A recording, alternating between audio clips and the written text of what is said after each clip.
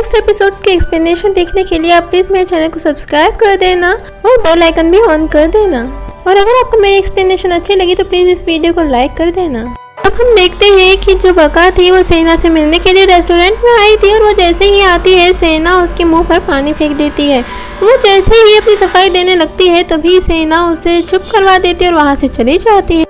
वही दूसरी ओर वो चारों बहुत ज़्यादा खुश थे क्योंकि अब घर पे कंस्ट्रक्शन का काम चल रहा था, इसलिए उन्हें वैन में रहना था और चलते फिरता घर तो हर किसी को पसंद आएगा ना। अब वो बका को कार कीज देते हैं और उसे बोलते हैं कि कल हमें ऑफिस में जाने से हमें शॉपिंग करनी, तो चलो शॉपिंग करने चले। अब बका उन्हें ऑफिस सूट्स दिलवाती है, मोबाइल्स दिलवाती है और उन्हें मोबाइल चलाना सिखाती है। अब सभी लड़कियां एक ही बात बोले जा रही थी, वाह कितना हैंडसम है, वाह कितना क्यूट है, वाह कितना क्यूट है ये चारों, वाह कितना हैंडसम है। अब ये सुन करके बका का एटीट्यूड अनदर लेवल पे चल रहा था। वो बहुत ज़्यादा प्राउड फील कर रही थी कि देखो मेरे चारों और हैंडसम लड़की। हम देखते हैं कि आंट का मिस्टर प्यो तेक्सू के साथ चक्कर चल रहा था। हाँ जी बिल्कुल, मिस्टर प्यो तेक्सू और जो आंट थी वो दोनों रिलेशनशिप में थे और वो दोनों एक दूसरे से बहुत ज़्यादा प्यार करते थे। यहाँ पर हमें पता चलता है कि मिस्टर प्यो तेक्सू को ऑफिस से निकाल दिया गया था क्योंकि उनकी वजह से 10 मिलियन का नुकसान हुआ था। अब जैसे ही तेमू के फादर आने लगते हैं तो फिर आंट एकदम से छुप जाती है और वहाँ हमें पता चलता है कि मिस्टर प्यो तेक्सू और तेमू के फादर के बीच में बिल्कुल भी नहीं बनती है। तेमू के फादर उन्हें एक डॉक्यूमेंट देते हैं जिसमें लिखा हुआ था कि मिस्टर प्यो तेक्सू को वापस ऑफिस में आने की इजाज़त दे दी गई है, लेकिन एक वॉचमैन के तौर पे। और यहाँ हमें ये भी पता चलता है कि जब भी ऑफिस में कुछ गड़बड़ हो जाए तो वो सब कुछ मिस्टर प्यो तेक्सू ही संभालते हैं। मिस्टर प्यो तेक्सू बहुत ही ज़्यादा ऑनरेबल इंसान है और उनकी बहुत रिस्पेक्ट भी है, लेकिन ये जो 10 मिलियन का नुकसान हो गया था इनसे अनजाने में हुआ था। मिस्टर प्यो तेक्सू आंट से पूछते हैं कि क्या ऑफिस में फिर से कुछ गड़बड़ हुई है। तो आंट बोलती है गड़बड़ तो कुछ नहीं हुई है, लेकिन जो गुम हो गए थे ना तेयो वो वापस आ गए हैं। जिसे सुन करके मिस्टर प्यो तेक्सू बहुत ज़्यादा खुश हो जाते हैं, लेकिन उन्हें इस बात का दुख भी होता है कि उसकी याददाश्त चली गई है। अब हम एक लेडी को आते हुए देखते हैं जो अगर तेमू और उसके फादर के साथ डील कर लेती तो उनकी पूरी कंपनी सिर्फ तेमू और उसके फादर के नाम पर हो जाती। अब वो लेडी सियोल में आते ही सबसे पहले सेना की मॉम के पास जाती है और यहाँ हमें पता चलता है सेना उनकी बेटी है।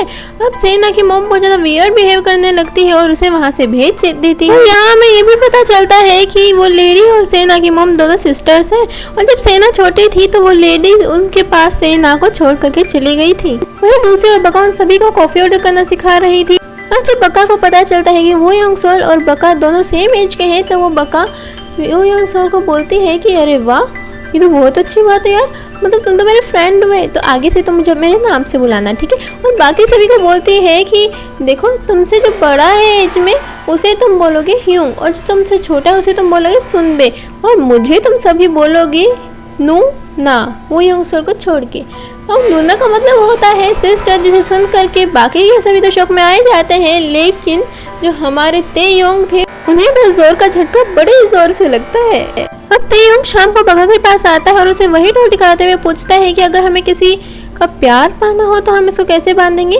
अब बका को यहाँ पर ये गलतफहमी हो जाती है कि वो ये सब उसके लिए कर रहा था, लेकिन रियलिटी तो हम जानते हैं कि तेयोंग ये सब सेना के लिए कर रहा था।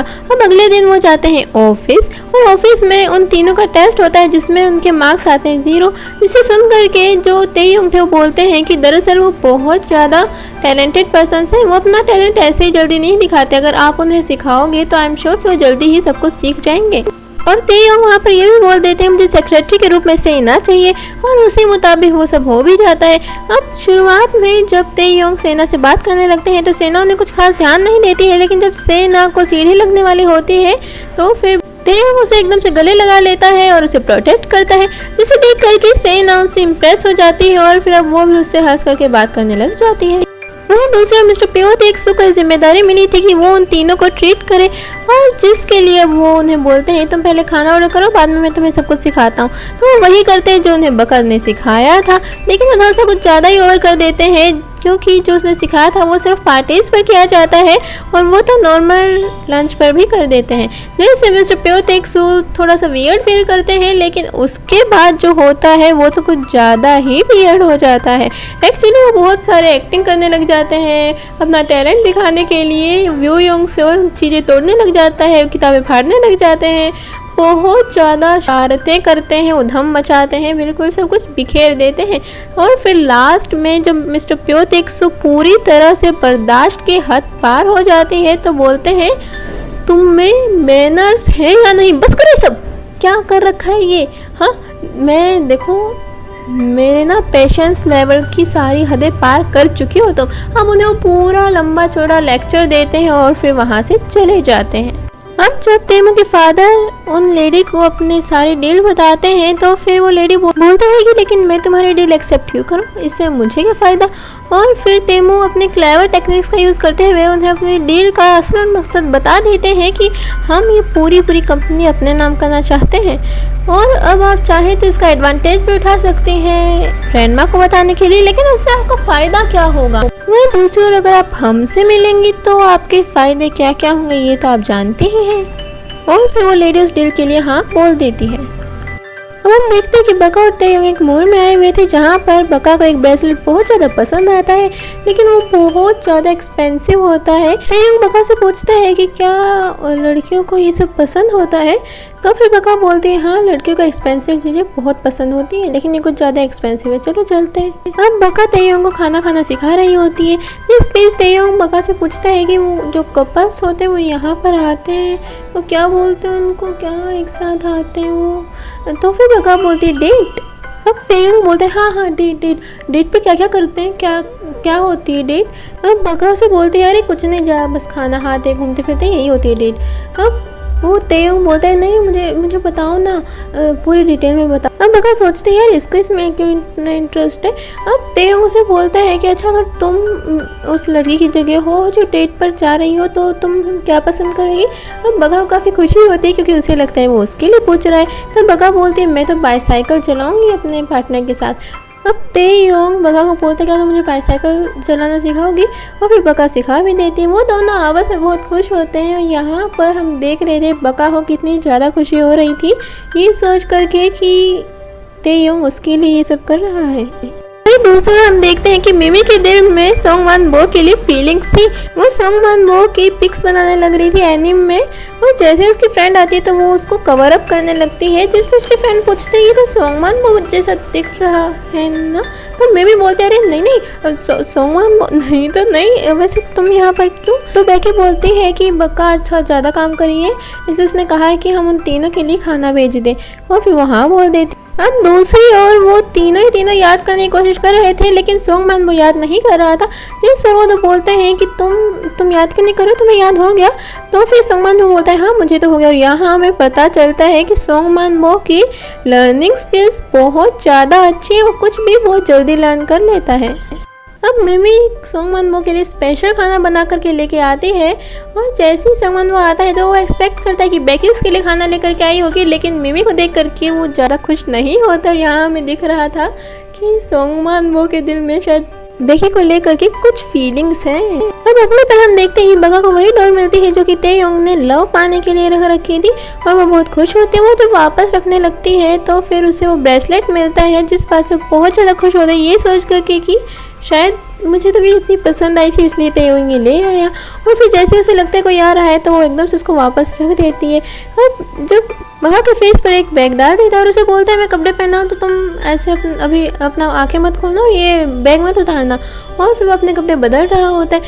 एकदम से बका के सर के ऊपर से वो बैग हटाता है और उसे वो ब्रेसलेट देता है और उसे बोल कि मुझे पूरी उम्मीद है कि मुझे मेरा प्यार मिल ही जाएगा। ये सब देख करके बका बहुत ज़्यादा खुशी हो जाती है और एकदम से तेयोंग उसके सर पर मारता है तो वो अपने सपने से बाहर आ जाती है। अब वो बोलती है अच्छा मैं ये बैग उतार दूँ क्या अपने सर से? अब तेयोंग बोलता है नहीं अभी मत उतारना, भी मैंने अपने कपड़े नहीं बदले, जबकि उसने कपड़े तो अपने बदल लिए थे। वो सिर्फ देख रहा था ये उतारेगी या नहीं उतारेगी, और फिर उसे लगता है शायद उसे सरप्राइज़ देने वाला हो, वो पहले ही उतार लेती है। और वो जैसे ही उतारती अपना बैग तो तेयोंग बोलता है मुझे तो लग ही रहा था तुम्हारी नीयत पे शक, तुम मतलब मैंने तुम्हें बोला था मैंने अपने कपड़े चेंज नहीं किए हैं इसलिए तुमने जानबूझ के मुझे देखने के लिए अपना बैग उतारा, बोलो है ना?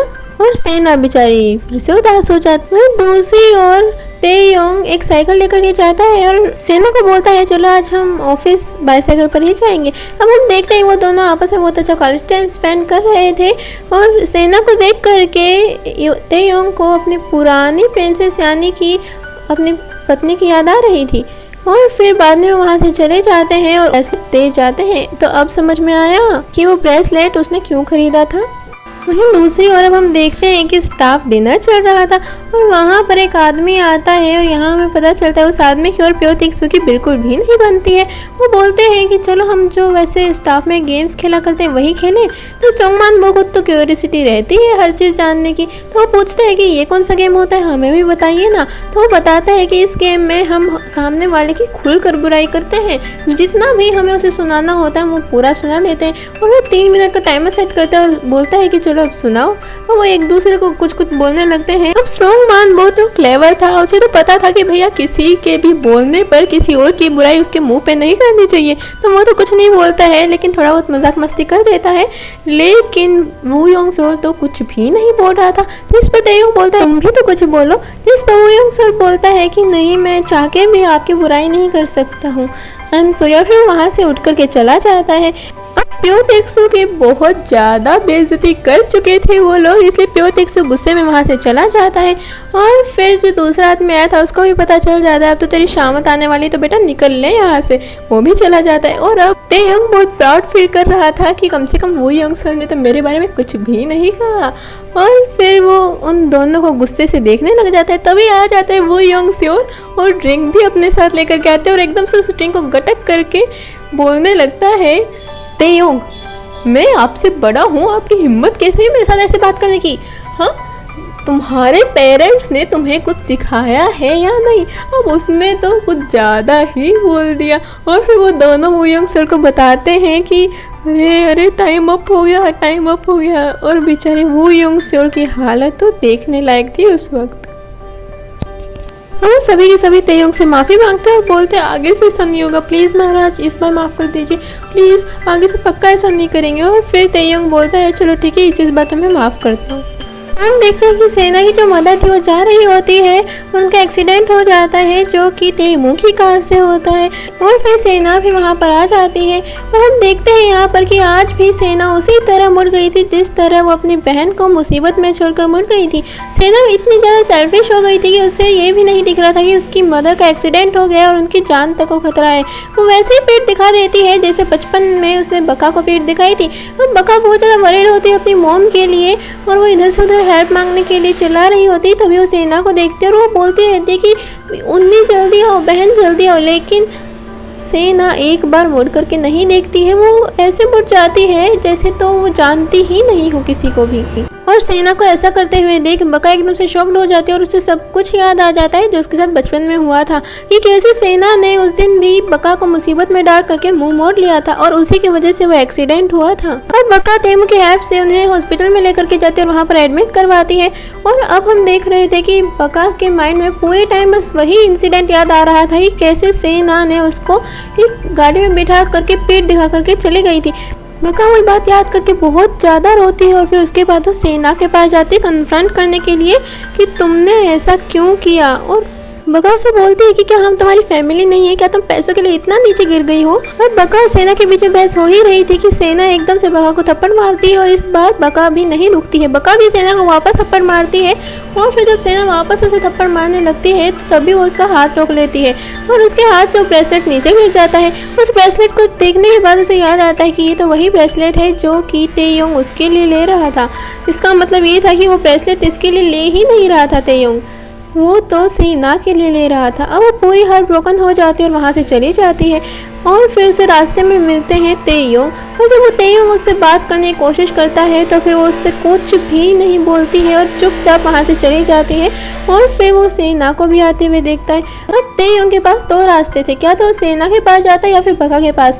देखना अब ये होगा कि वो बका के पास जाएगा सेना के पास, तो ये मैं बताऊंगी आपको नेक्स्ट एपिसोड में, क्योंकि ये एपिसोड यहीं पर ख़त्म हो जाता है। और बाकी के एपिसोड्स के लिए प्लीज़ मेरे चैनल को सब्सक्राइब, क्या तो सेना के पास जाए और या फिर बका के पास जाए। और जैसा कि हम ऑडियंस चाहती थी तेयोंग बका के पास जाता है। तेयोंग बका को बोलता है क्या तुम रोई थी, तुम इतने गुस्से में क्यों हो, तुम मेरी किसी बात का जवाब क्यों नहीं दे रही हो, बोलो ना, अरे कुछ तो बोलो। वो उससे बहुत सारे सवाल पूछता है लेकिन बका उनमें से एक का भी जवाब नहीं देती है और उसके हाथ को झटक करके वहाँ से चली जाती है। और इस वजह से तेयोंग बहुत ज़्यादा उदास होता है। अब बका अपने मॉम के पास जाती है और उसे खाना खिला रही होती है। तभी वो लेडी आती है और वो वहाँ पर बोलती है कि मुझे तुमसे कुछ बात करनी है, जिस पर जो बका की मोम होती है वो बका को भेज देती है ये बोलकर कि तुमने भी तो कुछ खाना नहीं खाया ना सुबह से, तुम जाओ, मैंने खाना खा लिया है। और फिर बका के जाने के बाद वो लेडी उसे बताती है ये गलती मेरी थी कि मैं सेना को देखने आई, मैंने तो तुमसे 28 साल पहले ही प्रॉमिस कर दिया था कि अब मैं कभी भी सेना को वापस देखने नहीं आऊँगी और ना ही उसे लेने आऊँगी, फिर भी मैं आई, मुझे माफ़ कर दो। अब हम देखते हैं कि दोनों बहनों में अच्छे से अंडरस्टैंडिंग हो गई है और हमें ये भी पता चलता है कि उस लेडी का रियल नेम सुन जो है। अब सुन तो सेना की मोम को बताती है कि दरअसल सेना के होने के बाद मैंने एक और शादी करी थी और फिर वहाँ पर मेरी एक बेटी हुई, लेकिन मेरी वहाँ पर नहीं बनी अच्छी सी, तो मैं वो भी छोड़ कर के चली गई और उस लड़की के साथ तो मैंने और भी बुरा किया। उसके बाद मैं हांगकांग चली गई और फिर वहाँ पर मैंने एक ऐसे इंसान से शादी कर ली जिसके पास बहुत सारे पैसे थे, बहुत अच्छा इंसान था। अब हम सेना को देखते हैं जो कि अपनी मोम से मिलने हुई आई थी और वो अपनी मोम को ही बहुत बुरा भला सुनाने लग जाते कि सारे एक्सीडेंट के जड़ तुम हो, तुम अपना बैड लक अपने साथ लेकर के घूमते हो, इस वजह से ये सब होता है। उसे बहुत सुनाती है और यहाँ पर सुन जो पहली बार सेना को देखती है, सुन जो चाहती थी कि वो अपनी बेटी को अपने गले से लगा ले और उसे बोल दे कि मैं ही उसकी माँ हूँ, लेकिन वो ऐसा नहीं कर सकती क्योंकि वो 28 साल पहले ही अपनी बेटी को अपनी बहन को सौंप करके चली गई थी।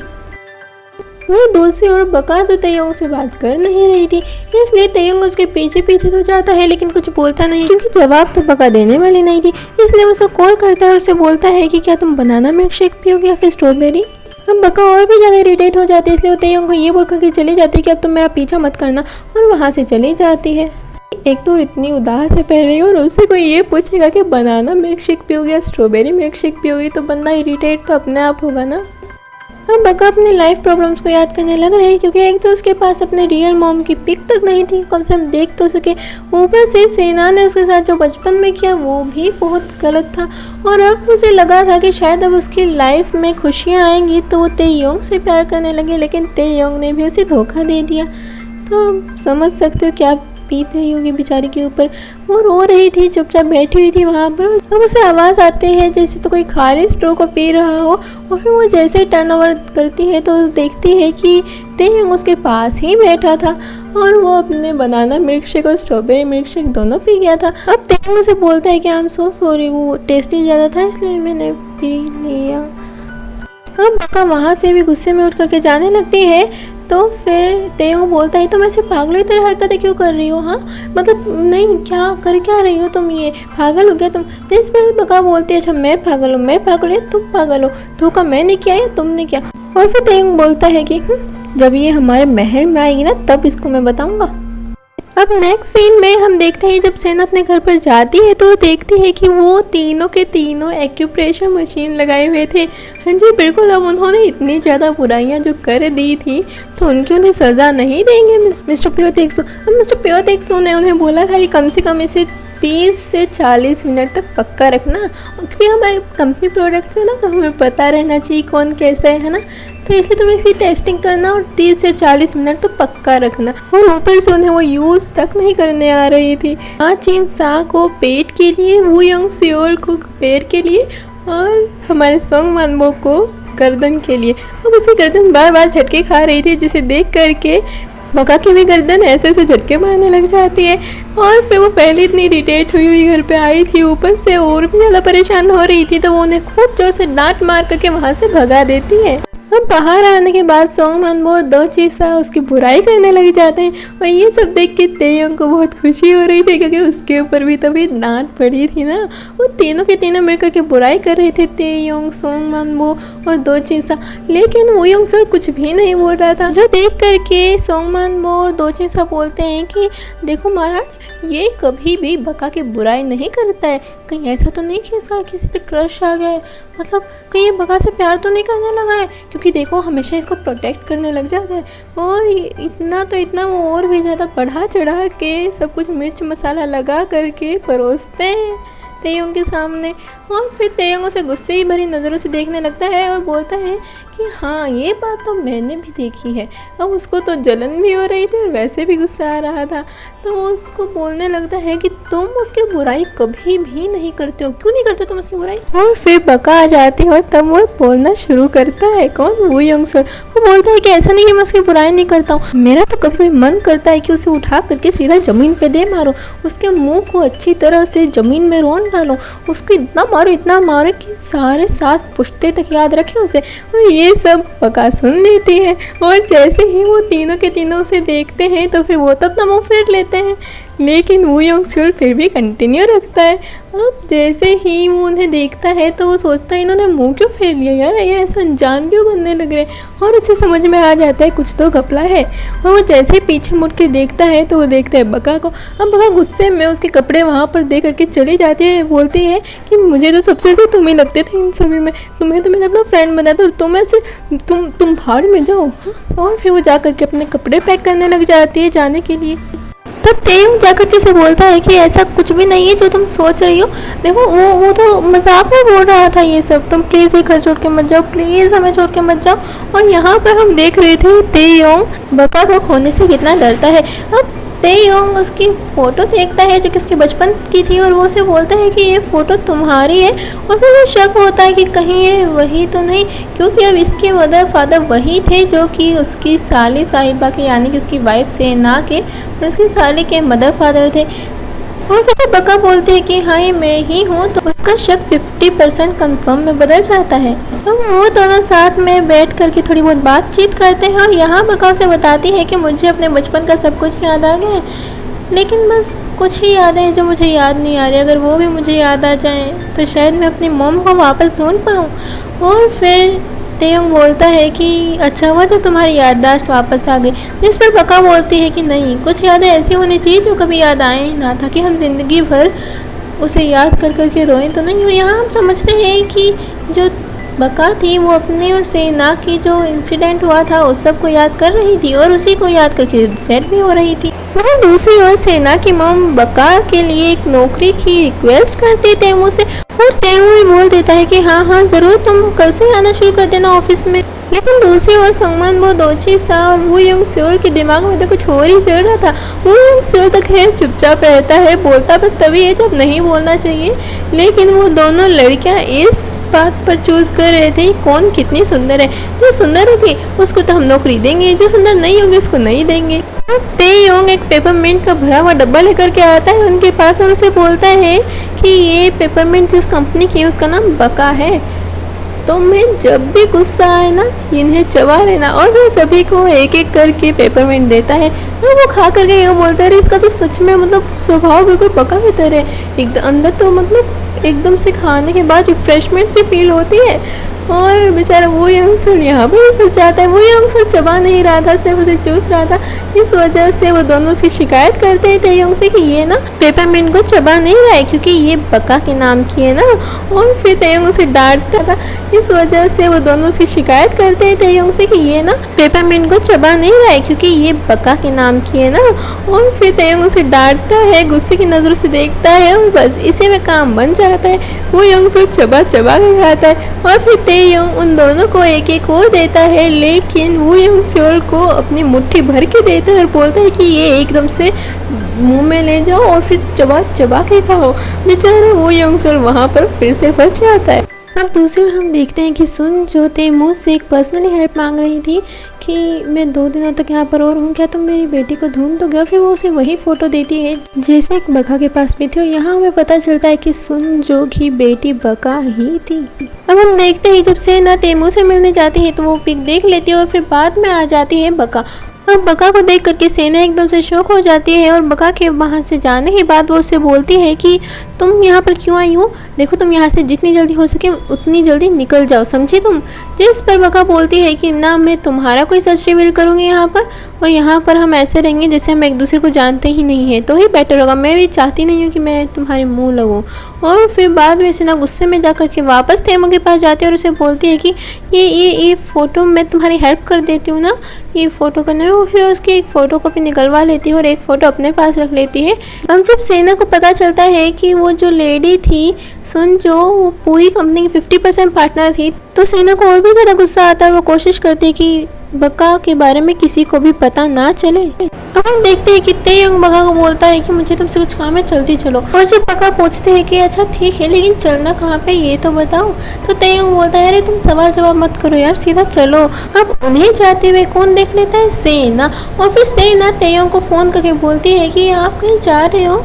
तो तेयोंग बोलता है कि हाँ मैं बाहर जा रहा हूँ थोड़ी सी फ्रेश एयर लेने, मैं तुमसे बाद में बात करूँगा। और फिर वो उसका फ़ोन कट कर देता है, जिसे देख करके सेना को बहुत ज़्यादा जलन हो रही थी। अब हम देखते हैं कि तेयोंग बका को वहीं पर लेकर के जाता है जहाँ पर वो फ़ोटो क्लिक की गई थी, लेकिन वहाँ पर कुछ भी पता नहीं लग पाता क्योंकि वो फ़ोटो शॉप के ओनर की डैड ने खींची थी। इस वजह से वो बोल देता है कि मैं तो नहीं जानता, और ऊपर से थोड़ी सी कटी भी हुई है तो पता लगाना मुश्किल है।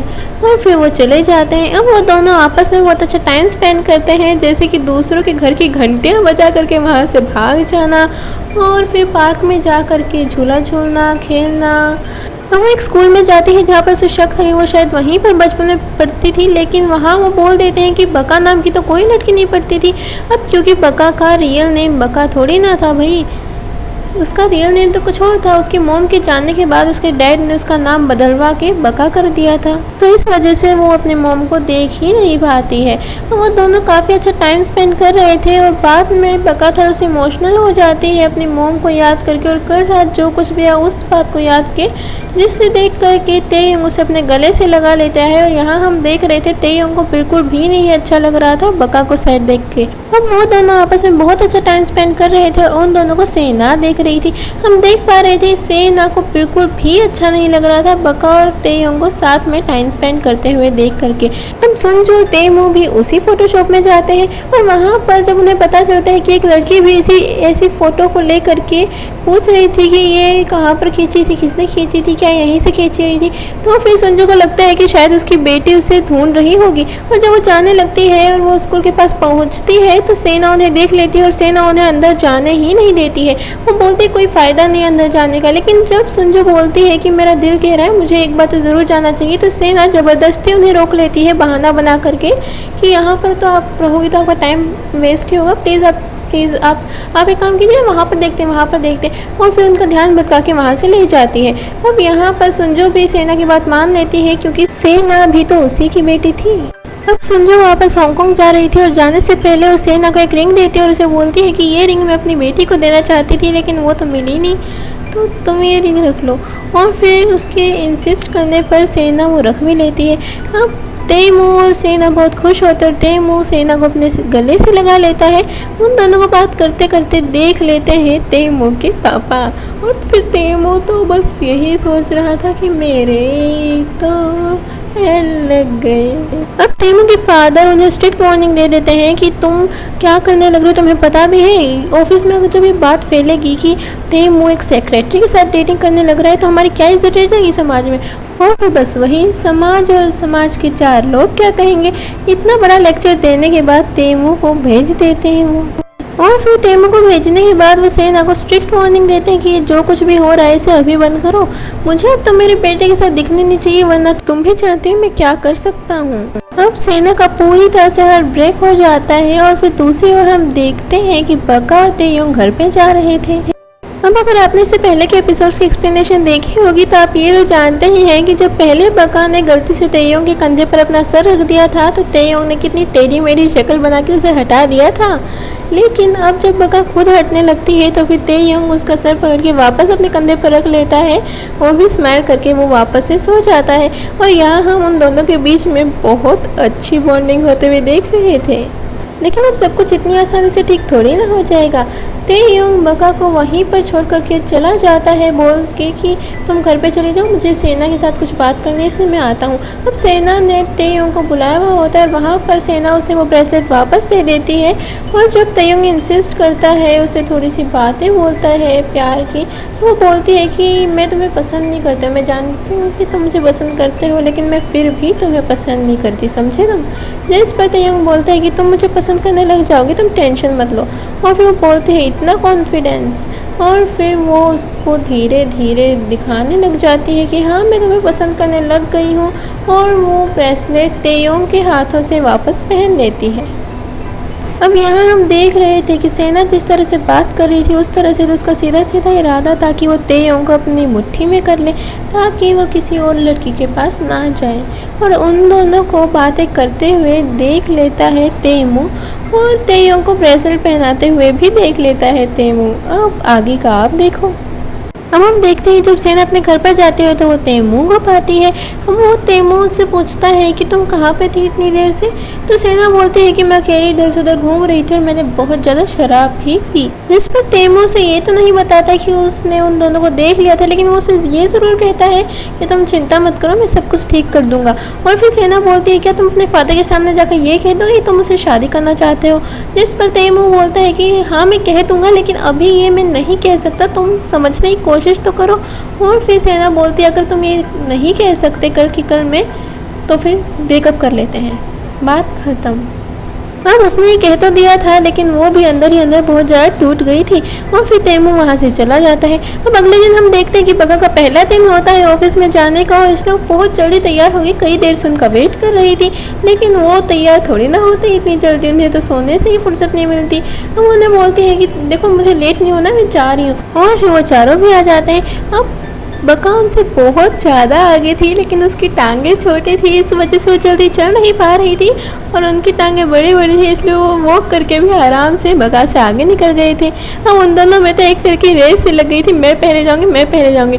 और फिर बाद में वो बेचारे बका को छोड़ करके आगे चले जाते हैं। बका जब भागने लगती है तो भी वो उसको पीछे छोड़ जाते हैं, हमारी बेचारी बका। अब हम देखते हैं कि मिस्टर प्यो तेक्सू तेमू को बोल रहे थे कि तुम तो बोल रहे थे कि तुम तेयोंग को अमेरिका में मिले ही नहीं, लेकिन मैंने तो तुम्हारे कार डिटेल्स निकलवाई तो मुझे पता चला कि तुमने तेयोंग के ही कार से सारी बिल करी थी। और मैं ये बात सभी के सामने जल्दी ही ला दूंगा कि तुमने ही तेयोंग को वहाँ से धक्का दिया था और उसकी याददाश्त चली गई, और तेयोंग की याददाश्त भी जल्दी ही आ जाएगी, समझे मिस्टर तेमू। मिस्टर तेमू। अब जिस तरह से वो बोल रहे थे उस तरह से हमें साफ पता चल रहा था कि वो उसे सीधी सीधी धमकी दे रहे हैं। अब दूसरी ओर हम देखते हैं कि बगा के पास वो चारों जाते हैं और बोलते हैं कि आज घर पे जा रहे हैं तो आज पार्टी करेंगे और कुछ अच्छा सा खाने को बनाना। जिसमें बगा बोलते हैं कि हाँ तुम्हारे लिए ना मैं सॉस राइस और ऑमलेट वाला जो मिक्सर होता है वो बनाऊंगी। जिस पर वो बोलते हैं कि नहीं नहीं ये मत बनाना, इससे तेयों को एलर्जी है, ये बचपन में इन्होंने जब 5 साल की एज में खाया था तो इन्हें बहुत ज़्यादा प्रॉब्लम हो गई थी, इनके लिए ज़िंदा रहना भी मुश्किल होगा, ये तो भूल के भी मत बनाना। और ये सब सुन लेता है तेमू, क्योंकि वो लाइव चल रहा था, शूटिंग हो रही थी, इस वजह से तेमू भी ये सब सुन लेता है। और फिर उसे ये समझ में आ जाता है कि ये तेयोंग नहीं है, क्योंकि तेयोंग को तो ये डिश बहुत ज़्यादा पसंद थी। अब वो दोनों बैडमिंटन खेल रहे थे, लेकिन तेयोंग अच्छे से बैडमिंटन नहीं खेल पा रहा था क्योंकि वो उसे तो बैडमिंटन खेलना आता ही नहीं था। अब तेमू को यहाँ पे भी उस पर शक हो गया था और वो उसे बोलता है कि तुम तो बहुत अच्छे से बैडमिंटन खेलते थे ना, तो फिर अब क्या हुआ, अब तुम बैडमिंटन क्यों नहीं खेल पा रहे हो अच्छे से।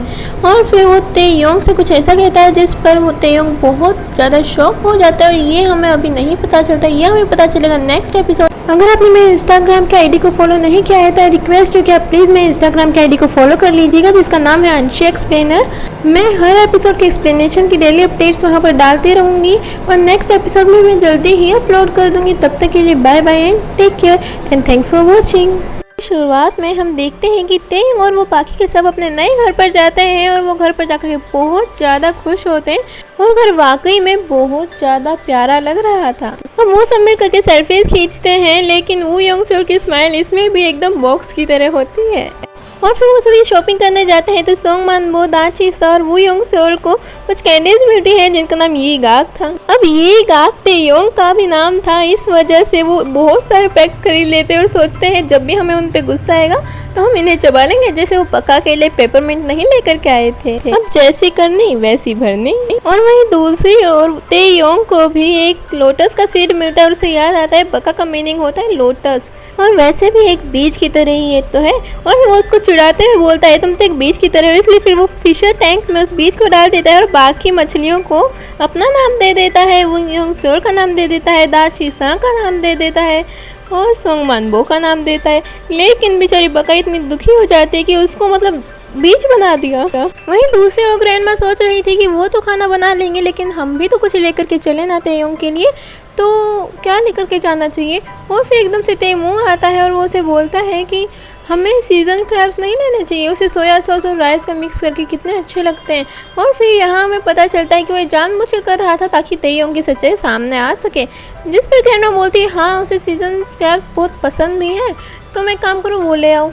और फिर बाद में हमें एक फ्लैशबैक दिखाया जाता है जहाँ पर हमें दिखाया जाता है कि तेयोंग और तेमो जब खेल रहे थे तो तेमो उसे बोलता है कि मैं तुम्हारी सच्चाई सबके सामने ला कर ही रहूँगा कि तुम तेयोंग नहीं हो और इसके लिए तुम रेडी रहना। वहीं दूसरी ओर हम देखते हैं कि बका वहाँ पर खाना बना रही थी और साथ में सेना भी सीजन क्रैब्स बना रही थी।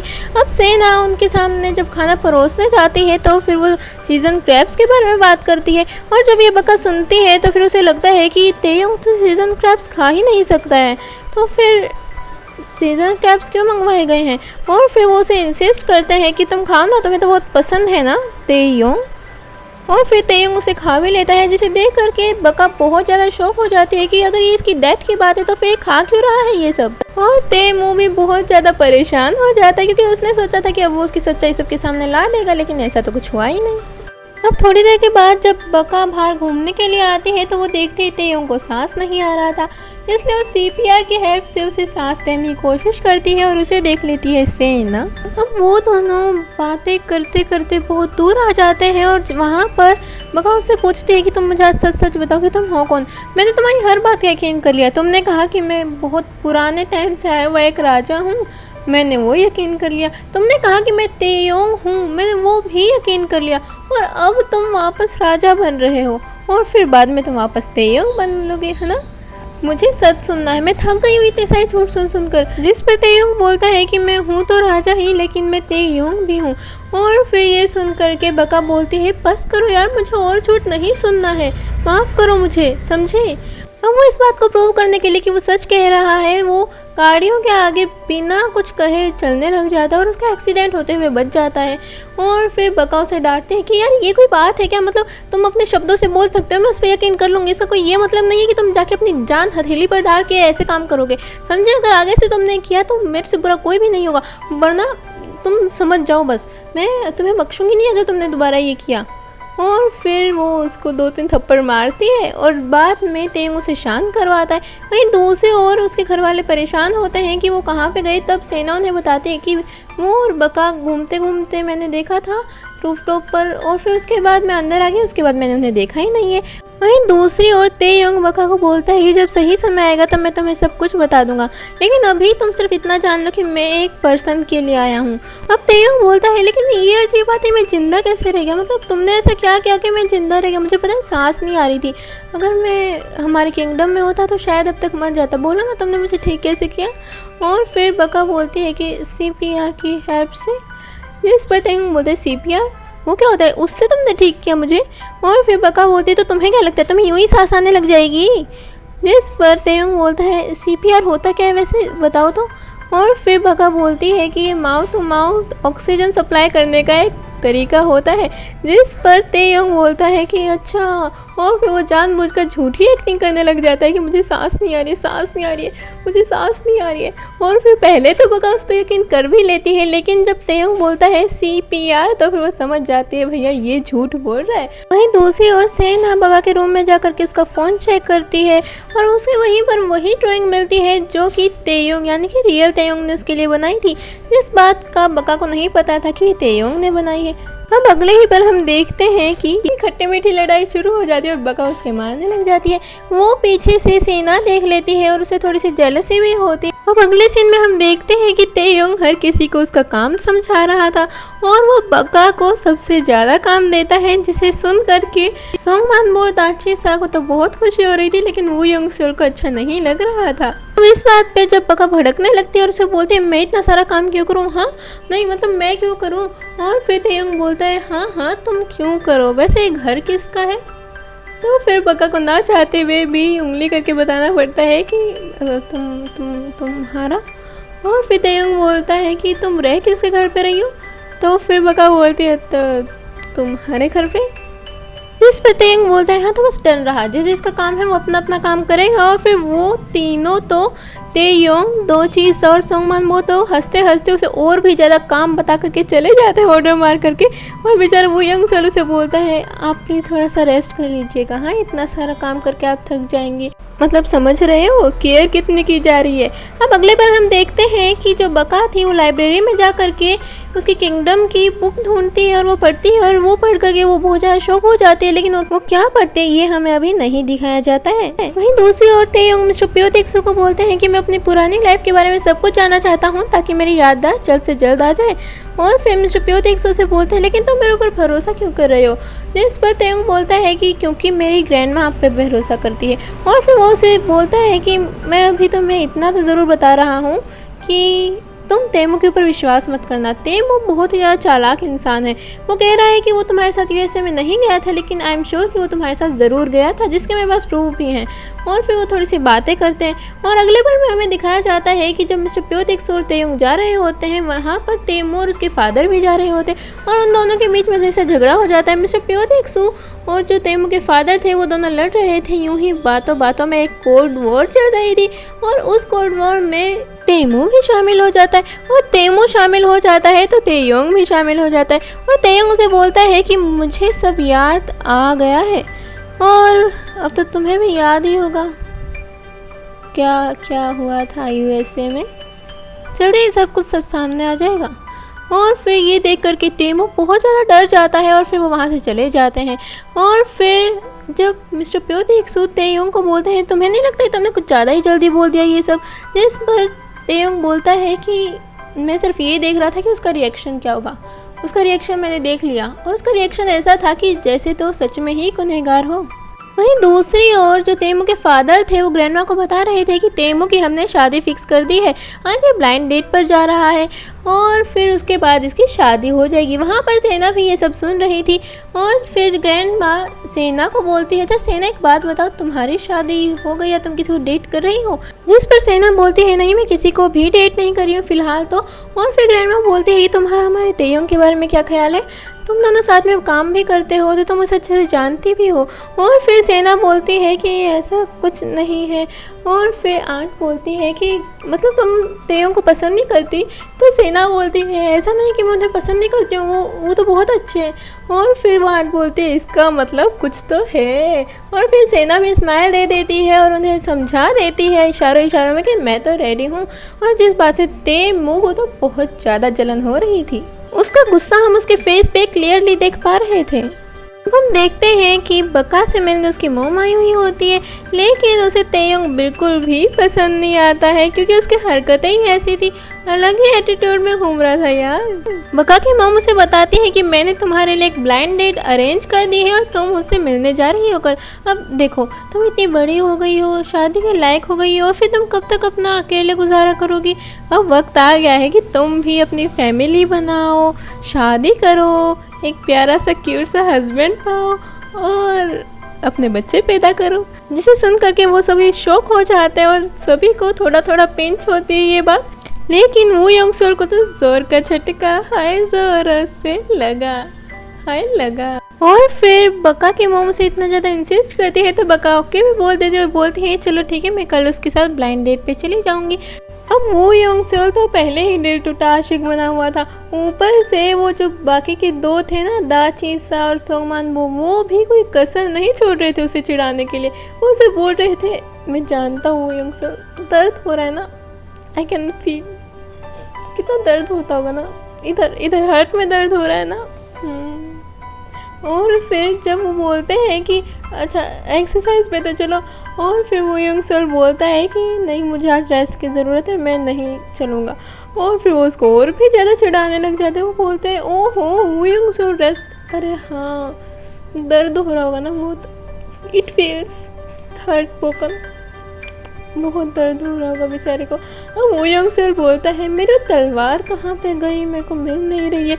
और फिर वो वहाँ से दुम दबा के भाग जाते हैं। और शाम को वो बहुत ज़्यादा एक्सरसाइज करने लगती है ताकि वो कल अच्छी दिख सके और एकदम पतली लग सके। लेकिन तेयोंग को बिल्कुल भी अच्छा नहीं लग रहा था और वो अपने गुस्से को बड़ी मुश्किल से कंट्रोल कर रहा था। अगले दिन जब बका तैयार होकर के जाने लगती है तो फिर तेयोंग उसे वहीं पर रोक लेता है और उसे बोलता है कि ये कपड़े सही नहीं है, तुम मेरी बेइज्जती करवाओगी क्या, आप जैसी भी हो हमारे घर पे रहती हो, तो चलो तुम्हें नए कपड़े दिलवा के लाता हूँ।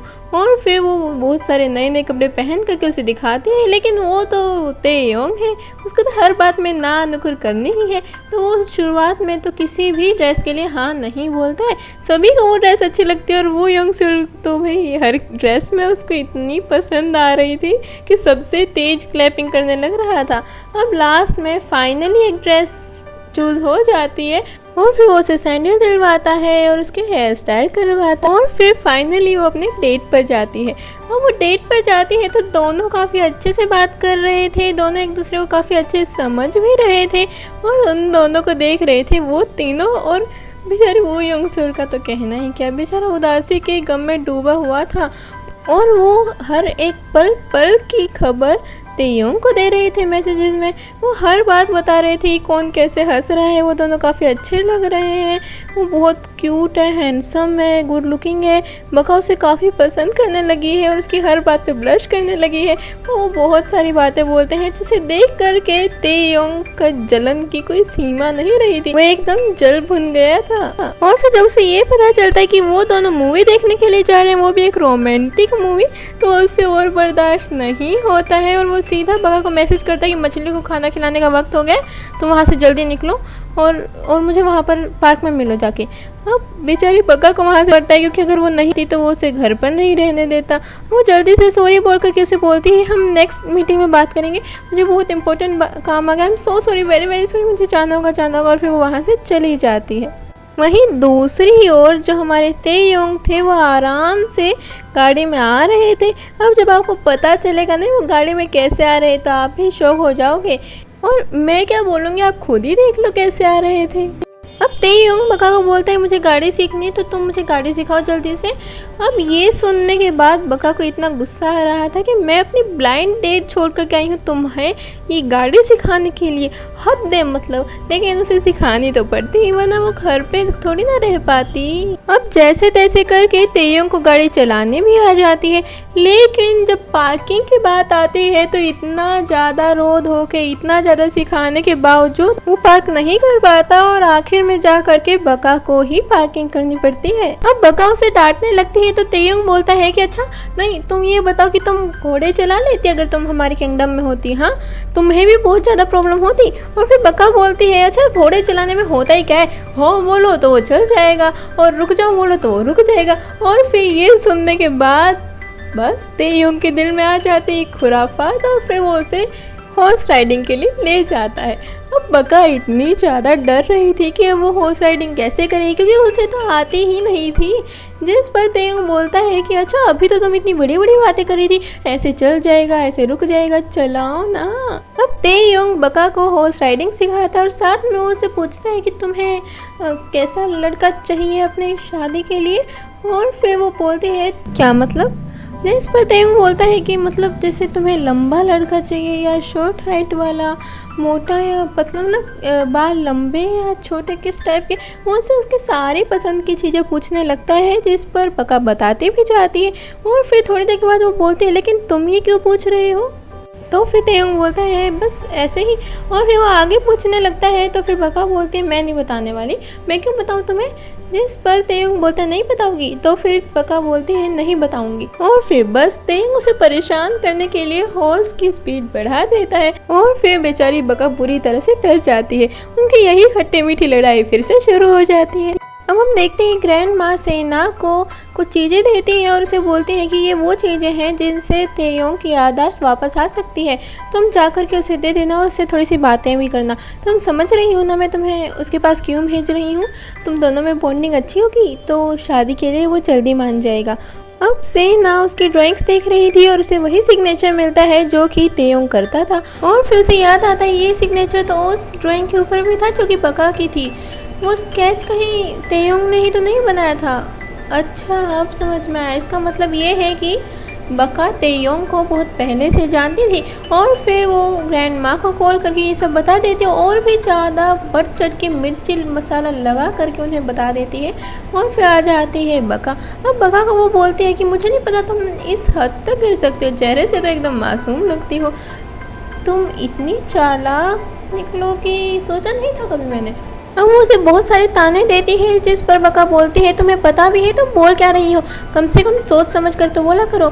और फिर वो उसे और भी बुरा भला सुनाने लगती है। तभी ग्रैंड माँ आ जाती है और ग्रैंड माँ बका को बोलती है कि तुम्हारी हिम्मत कैसी हुई मेरे बेटे का फ़ायदा उठाने की, मैं तो जानती ही थी कि तुम ऐसी वैसी लड़की हो, तुमने जानबूझ के तेयों को अपने पास रखा और उसकी मजबूरी का फ़ायदा उठाना चाहा। उसकी याददाश्त चली गई थी तो तुमने हमें नहीं बताया क्योंकि तुम चाहती ही तुम उसका फ़ायदा उठा सको।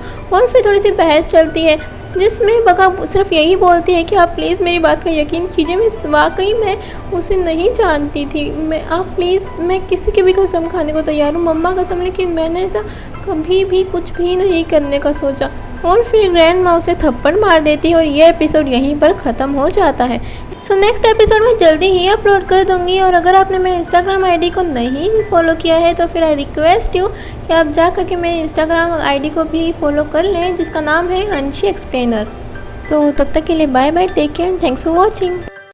नमस्ते फ्रेंड्स, कैसे हो आप सब। तो आ गई हूँ मैं रूफटॉप प्रिंस के 9th एपिसोड के एक्सप्लेनेशन लेकर के। अगर आपने इससे पहले के एपिसोड्स के एक्सप्लेनेशन नहीं देखी है तो आई सजेस्ट हो कि आप पहले जाकर के उन्हें देख लें। और अगर आपको मेरी एक्सप्लेनेशन अच्छी लगी तो प्लीज़ वीडियो को लाइक कर देना और आगे के एक्सप्लेनेशन देखने के लिए मेरे चैनल को सब्सक्राइब कर देना। अगर आपने मेरे इंस्टाग्राम आई डी को अभी तक फॉलो नहीं किया है तो उसे भी फॉलो कर लेना। तो 9th एपिसोड की शुरुआत में हम देखते हैं कि ग्रैंड माँ सेना को बोलती है तुम तेयोंग को कॉल करो और उसे बोले घर पे आ जाए और उस बका को भी बोल देना कि वो घर पर आ जाए। अब ग्रैंड माँ तेयोंग के सामने वो सारी बातें रखती है जो कि उनके दिमाग में चल रही थी। उन्हें बोलती है कि ये फ़ोटो तुमने बनाई थी, तुम्हें नहीं पता है कि तुम्हारा मिसयूज़ कर रही थी, ये वो ये। बका को काफ़ी ज़्यादा बुरा लग रहा था और यहाँ हम देख रहे थे कैसे लोग पल में बदल जाते हैं भले ही हमने उनके लिए कितना भी किया। अब तेयोंग ग्रैंड माँ को समझाने की बहुत कोशिश कर रहा है बका ऐसी नहीं है, लेकिन फिर बाद में जब वो ये बोलता है कि बका को मैं बहुत ज़्यादा पसंद करता हूँ इसीलिए मैं रूफटॉप पे रहता था, तो उनके दिमाग में कोई और ही बात चली जाती कि इन दोनों का रिलेशन चल रहा है। अब ग्रैंड माँ तेयोंग को बोलती है निकल जाओ मेरी आँखों के सामने से, जाओ। अब तेयोंग बका को बोलता है कि तुम घर पर जाओ, मैं नहीं कन्विंस कर लूँगा। अब तेयोंग वहाँ पर ही बैठ जाता है और पूरी रात वहीं पर बैठा रहता है। वहीं दूसरी ओर बका भी पूरी रात सो नहीं पाती, वो यही सोचती रहती तेयोंग कैसा होगा क्या होगा। और फिर आज उसके साथ इतना जो सब कुछ हो गया था वो भी तो ठीक नहीं था। तेयोंग वहाँ पर अलग से ठंड में काँप रहा था जिसे देख करके आंट बोल रही थी ग्रैंड माँ को कि आप प्लीज़ उसे अंदर बुला लीजिए, बहुत ठंड है बाहर, वो मर जाएगा, प्लीज़ उसे बुला लीजिए। लेकिन ग्रैंड माँ एक पलक झपकाकर भी नहीं देखती है उनकी तरफ, एक नज़र तक नहीं उठाती है तेयोंग की तरफ और सीधा बोल देती है मुझे कोई फ़र्क नहीं पड़ता है कि चाहे कोई सर्दी में मरे या ना मरे। अब अगली सुबह ग्रैंड माँ जब देखती है तेयोंग अभी भी वहाँ पर ही बैठा है तो फिर वो बाद में एक मेड को बोल करके तेयोंग को अंदर बुलवाती है और तेयोंग उनसे माफ़ी मांगता है कल शाम को जो भी हुआ उसके लिए मुझे माफ़ कर दीजिए, मुझे आपका भरोसा नहीं तोड़ना चाहिए था। अब ग्रैंड माँ तेयोंग को बोलती है चलो ठीक है जो हुआ सो हुआ, क्या तुम सच में बका को लाइक करते हो। तो फिर तेयोंग बोलता है कि हाँ मैं उसे लाइक करता हूँ। और फिर ग्रैंड माँ बोलती है अच्छा फिर तो तुम शादी भी उसी से करोगे। जिस पर तेयोंग बोलता है क्या, नहीं मतलब मेरा कहने का मतलब ये है कि मैं उसे लाइक करता हूँ, इसका मतलब ये थोड़ी ना कि मैं उससे शादी कर लूँगा यार, लाइक करता हूँ शादी नहीं कर रहा मैं उससे। जिस पर ग्रैंड माँ बोलते हैं अच्छा चलो ठीक है तुम बका से तो शादी नहीं करें, एक मिनट तुम अपने ग्रैंड फादर की तरह कोई प्ले बॉय तो नहीं हो। जिस पर तेयोंग बोलता है दादी यार मैं नहीं हूँ ऐसा लड़का, बस मुझे किसी और से शादी करनी है और मुझे जिससे भी शादी करनी है वक्त आने पर मैं आपको ज़रूर बता दूंगा। अब बका उसका घर के बाहर खड़ी हुई इंतज़ार कर रही थी कब वो आएगा। तो फिर तेयोंग से बोलता है कि तुम यहाँ पर क्यों मेरा वेट कर रही हो, मुझे किसी और से शादी करनी है और मुझे जिससे भी शादी करनी है वक्त आने पर मैं आपको ज़रूर बता दूंगा। अब बका उसका घर के बाहर खड़ी हुई इंतज़ार कर रही थी कब वो आएगा, तो फिर तेगो से बोलता है कि तुम यहाँ पर क्यों मेरा वेट कर रही हो। इस पर बका बोलती है वो सब छोड़ो तुम चलो। अब उसके पैर में बहुत ज़्यादा दर्द हो रहा था इसलिए वो बाम लगा रही थी, और आपको तो बताइए बाम में एसिड होता है और वो कितनी ज़्यादा स्मेल करता है और आँखों में अगर चला जाए तो कितनी ज़्यादा जलन होती है। अब तेयोंग बका को बोलता है आई एम सॉरी, मुझे बाद में पता चला ग्रैंडमा ने तुम्हें कितना उल्टा बोल दिया, सब कुछ मेरी वजह से हुआ है, तुमने मेरे लिए इतना किया और आई एम सो सॉरी। जिस पर बका बोलती है नहीं नहीं ऐसा कुछ नहीं है, बस क्या आंसू आने लगते हैं तो वो ऐसा दिखावा करती है कि मेरी आंखों में शायद कुछ चला गया, और फिर सच में उसकी आंखों में बाम चला जाता है। और बेचारी करती रहती है आई आई जलन हो रही है आंखों में, आई आई बहुत दर्द हो रहा है, कुछ तो करो कुछ तो करो। दूसरी ओर हम देखते हैं कि सेना और तेमू ब्रेकफास्ट कर रहे थे। वहाँ पर तेमू को रिंग देखते और फिर वो बोलते हैं ये तो वही रिंग है ना जो हांगकांग के चेयरमैन ने आपको दी थी, वो बहुत खुश थे तुमसे, लगता है तुमने उनकी बेटी की जगह ले ली। ये सुनकर के सेना बहुत खुश होती है, और फिर जब तेमू बताता है कि तेयोंग को वापस कल रात को अंदर बुला लिया गया और बका और तेयोंग की शायद शादी करवाना चाहते हो तो एक साथ अच्छे लगते हैं ना, जिसे सुनकर के सेना को बहुत गुस्सा आ जाता है। हम अगले पल हम देखते हैं कि बका जिसके साथ ब्लाइंड डेट पर गई थी वो उसके लिए केक लेकर के आया हुआ था क्योंकि आज बका का बर्थडे था। अब सोंगमान उसे पहचान लेता है और वो तीनों के तीनों उसके पास जाते हैं, और वो योंग सोल तो उसको डराने का कोई मौका ही नहीं छोड़ता है। वो उसे डरा धमका के वो केक अपने पास रख लेते हैं। और वहाँ पर जब उन्हें पता चलता है कि आज बका का बर्थडे है तो वो उन्हें शो करते हैं हाँ हाँ हमें तो पता ही था कि आज बका का बर्थडे, बट हम तो बस ये देख रहे थे कि तुम क्या करने आए हो। और फिर जब वो उसे इतना डरा रहे थे तो फिर वो पूछता है कि तुम तीनों का रिलेशन क्या है बका के साथ, और फिर वो बस वहीं पर सीन कट हो जाता है। और वहीं दूसरी ओर हम देखते हैं कि जो तेमू के फादर थे वो सेना को बोलते हैं तुम अब कोई और कंपनी ढूंढ लो क्योंकि हमें तो ऐसी प्रॉब्लम आ रही है ना, और तुम तो और भी कंपनी ढूंढ सकती हो, तुम स्पोर्ट्स में भी अच्छी हो ना, तो समझ रही हो ना तो मैं क्या कहना चाह रहा हूँ। जिस पर सेना बोलते हैं हाँ मैं अच्छे से समझ रही हूँ आप क्या कहना चाहते हो, आप मुझे इनडायरेक्टली कंपनी को छोड़ करके जाने के लिए बोल रहे हो ताकि मैं जॉब रिज़ाइन कर दूँ है ना। जिस पर तेमू के फादर बोलते हो अरे हाँ यार तुम तो बड़ी समझदार हो, आई होप कि तुम समझ सकती हो कि मैं ऐसा क्यों कर रहा हूँ।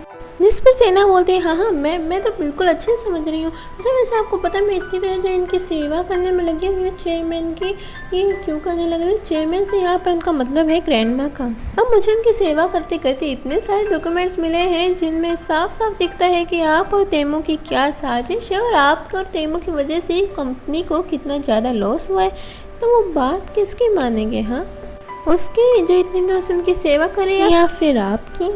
अच्छा आप समझ रहे हैं ना मैं ऐसा क्यों बोल रही हूँ।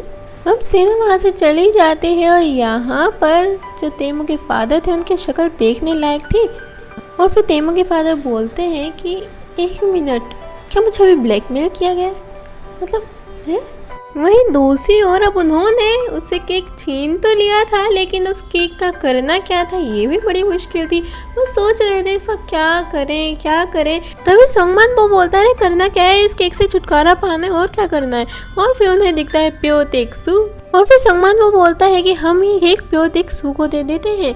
अब दे तो देंगे लेकिन देगा कौन, ये भी बहुत बड़ी प्रॉब्लम थी क्योंकि मिस्टर प्यो तेक्सू ऑलरेडी बहुत ज़्यादा गुस्सा थे क्योंकि वो अभी तक आए नहीं थे, बहुत ज़्यादा लेट हो गए थे, और लेट लतीफ़ तो किसी को भी पसंद नहीं होता है। अब वो बोलते हैं कि चलो हम स्टोन पेपर सीजर खेलते हैं, जो भी हारेगा वो मिस्टर प्यो तेक्सू को केक दे करके आएगा। अब कई देर तक वो खेलते हैं लेकिन जल्दी से तो भैया कोई हारता नहीं है, लेकिन आखिर में जा कर के दाची सा को ही वो केक देने जाना पड़ता है। अब वो बोलता है कि मेरे पास अपने फीलिंग्स को जाहिर करने के लिए शब्द नहीं है, इसलिए आप बस एक केक ले लीजिए और मेरी फीलिंग्स को समझ लेना।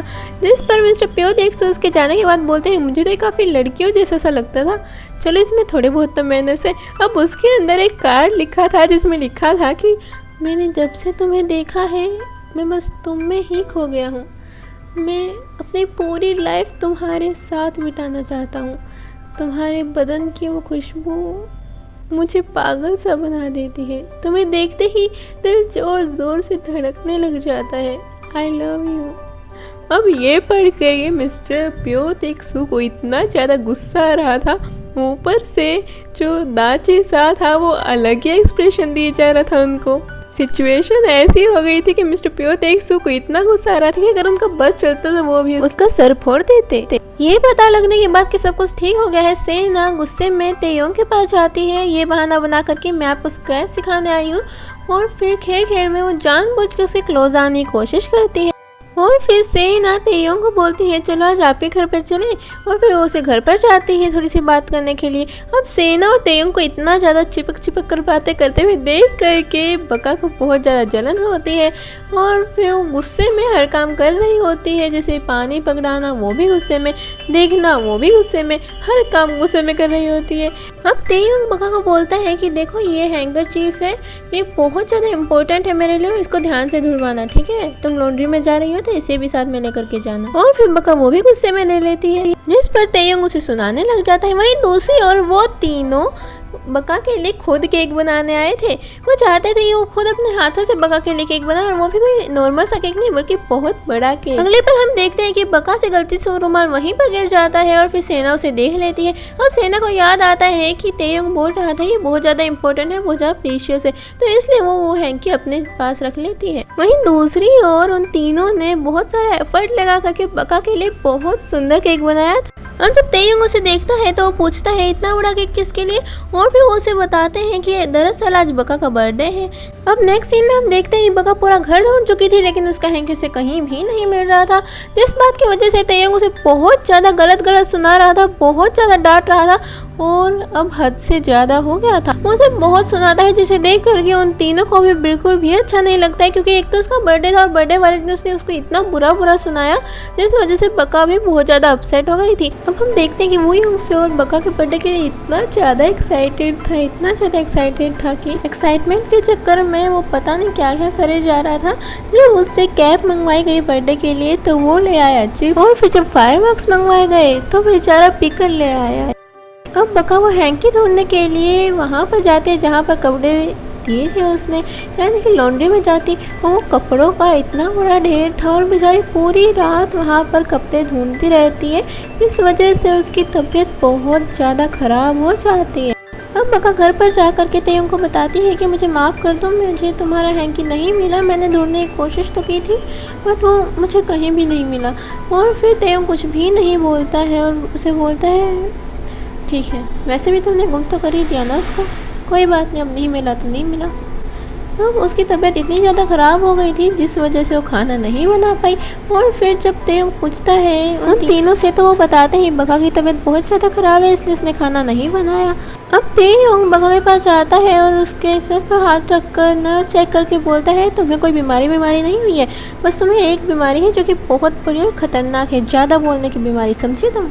अब अगले सीन में हम देखते हैं कि तेयोंग के फादर सेना के घर पर जा रहे थे जिससे कि वो उसके खिलाफ कोई सबूत ढूंढ सके। अब वहाँ पर वो उसकी मॉम को देखते हैं जहाँ उसे पता चलता है कि उसकी मॉम कोई ऑक्सफोर्ड यूनिवर्सिटी में लेक्चरर नहीं है बल्कि एक फ़िश मार्केट में एक सेलर है। अब वहाँ पर उसे ये बात ऐसे पता चलती है कि उसकी मॉम ने सेना के लिए एक नोटपैड लिखा था जिसे तेयोंग के फादर पढ़ लेते हैं। वहीं दूसरी ओर बेचारा वो यंगस्टर पूरे दिन कड़ी धूप में बेचारा मेहनत करके बका के लिए दवाई बनाता है और फिर बाद में तेयोंग उस दवाई को लेकर के चला जाता है और बोलता है कि ये मैं बका को अपने आप पिला दूंगा, तुमने अच्छा काम किया, वेरी गुड। अब तेयोंग बका को दवाई पिलाता है और फिर उसके साथ बातें करने लगता है, लेकिन हमारी बका तो बेचारी सो चुकी थी, इसलिए वो एक नोटपैड पे ये लिख करके चला जाता है कि मैं शाम को 7 बजे तुम्हारा ब्रिज के पास इंतज़ार करूँगा, जल्दी आना। अब तेयोंग के फादर सेना को ब्लैकमेल करते हैं कि तुम्हारी सच्चाई जो है ना वो मतलब काफ़ी इंटरेस्टिंग निकली यार। वैसे by the way for your kind information मुझे तुम्हारी सारी सच्चाई का पता लग गया है कि तुम्हारी मॉम कोई ऑक्सफोर्ड यूनिवर्सिटी में लेक्चरर नहीं बल्कि एक फ़िश मार्केट में फ़िश सेलर है। अच्छा अगर ये बात मैं बता दूँ ग्रैंड माँ को तो कैसा रहेगा। और फिर यहाँ पर बका काफ़ी ज़्यादा डर जाती है और उसे ये गलतफहमी हो जाती है कि उन्हें ज़रूर ये बात बका ने बताई होगी। अब इस वजह से सेना बका के घर पे जाते हैं और उसे वही नोट मिलता है जो कि तेयोंग उसके लिए लिख करके चला गया था और फिर वो भी वहाँ से चली जाती है। वहीं दूसरी ओर तेयोंग बका के लिए एक बहुत ही प्यारी हेयर क्लिप लेता है ताकि वो जब उससे मिले तो वो उसे दे सके। बका भी काफ़ी ज़्यादा एक्साइटेड थे तेयोंग से मिलने के लिए। वो इतनी सारी ड्रेसेस ट्राई करके देखते ये पहनूँ कौन सी पहनूँ कौन सी अच्छी लगेगी। वो इतना ज़्यादा सोच रही थी जितना उसने अपनी फर्स्ट ब्लाइंड डेट पर जाने पर भी फिर ज़्यादा एक्साइटेड थे तेयोंग से मिलने के लिए। वो इतनी सारी ड्रेसेस ट्राई करके देखते, ये पहनूँ कौन सी पहनूँ, कौन सी अच्छी लगेगी। वो इतना ज़्यादा सोच रही थी जितना उसने अपनी फर्स्ट ब्लाइंड डेट पर जाने पर भी नहीं सोचा होगा। वो अच्छे से तैयार होकर के जाने लगती है। दूसरी ओर से ना बका से पहले तेयोंग के पास चली जाती है और उसे वो हैंकरचीफ देती है। अब तेयोंग उसे बोलता है क्या तुमने इसको मेरे लिए पूरी रात बैठ कर ढूंढा? तो फिर सेना बोलती है हाँ मैंने इसे पूरी रात ढूंढा और आज दिन में भी ढूंढा, मुझे लगा है शायद तुम्हारे लिए इम्पोर्टेंट होगा। अरे यार उसकी शक्ल देख के पता चल रहा है उसने कोई मेहनत नहीं कर रखी है। फिर भी तेयोंग मतलब मान भी लेते और बोलता है थैंक यू सो मच, तुमने मेरे लिए इतना सोचा। और फिर वहाँ पर सेना बोलती है कि एक्चुअली बका नहीं आ रही है, उसने मुझे बोला है कि उसकी तबीयत ख़राब है इसलिए वो तुमसे नहीं मिलना चाहेगी। और ये बात तो मैं चलो फ़ोन पे भी बता सकती थी, लेकिन मैं यहाँ पर आई क्योंकि मैं तुमसे मिलना चाहती थी।